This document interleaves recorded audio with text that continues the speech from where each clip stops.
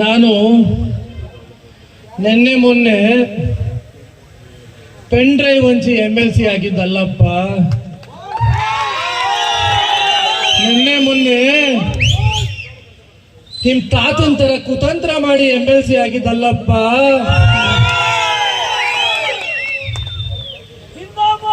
ಇವತ್ತು ದೇವೇಗೌಡರ ಕುಟುಂಬನ ಮುಗಿಸ್ತಾರಂತೆ. ದೇವೇಗೌಡರ ಕುಟುಂಬನ ರೇವಣ್ಣವ್ರನ್ನ ಇವತ್ತು ಮುಗಿಸ್ತಾರಂತೆ. ನಾನು ಮಾತಾಡಬೇಕು ಇವತ್ತು. ಇದು ವೇದಿಕೆ ಬಂದಿದೆ.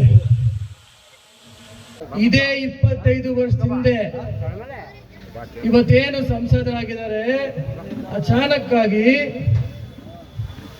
ಅವ್ರ ತಾತ ನಮ್ಮ ಅಜ್ಜಿ ಮೇಲೆ, ನಮ್ಮ ತಾಯಿ ಮೇಲೆ ಆಸಿಡ್ ಹರಿಸಿದ್ ಯಾರು ಮರಿಬಾರ್ದು, ಯಾರೊಬ್ರು ಮರಿಬಾರ್ದು. ಇಲ್ಲಿರೋ ಹಿರಿಯರಿಗೆ ಮಾತ್ರ ಜ್ಞಾಪಕ ಇರುತ್ತೆ. ಅವ್ರು ಇದೇ ರೀತಿ ಕುತಂತ್ರ ಮಾಡಿ, ಇದೇ ರೀತಿ ಒಳಸಂಚು ಮಾಡಿ ನಮ್ಮ ತಾತ ಅವರ ತಮ್ಮನ ಮಕ್ಕಳ ಕೈಲಿ ನಮ್ಮ ಅಜ್ಜಿ ಮೇಲೆ, ನಮ್ಮ ತಾಯಿ ಮೇಲೆ ಇಬ್ಬರಿಗೂ ನಮ್ಮ ಮನೆದೇವರು ಅರ್ಧಳ್ಳಿ ಶಿವನ ಸನ್ನಿಧಾನದಲ್ಲಿ ಅಂತ ಪವಿತ್ರವಾದ ಸ್ಥಳದಲ್ಲಿ ಆಸಿಡ್ ಹಚ್ಚಿಸಿದ್ರು.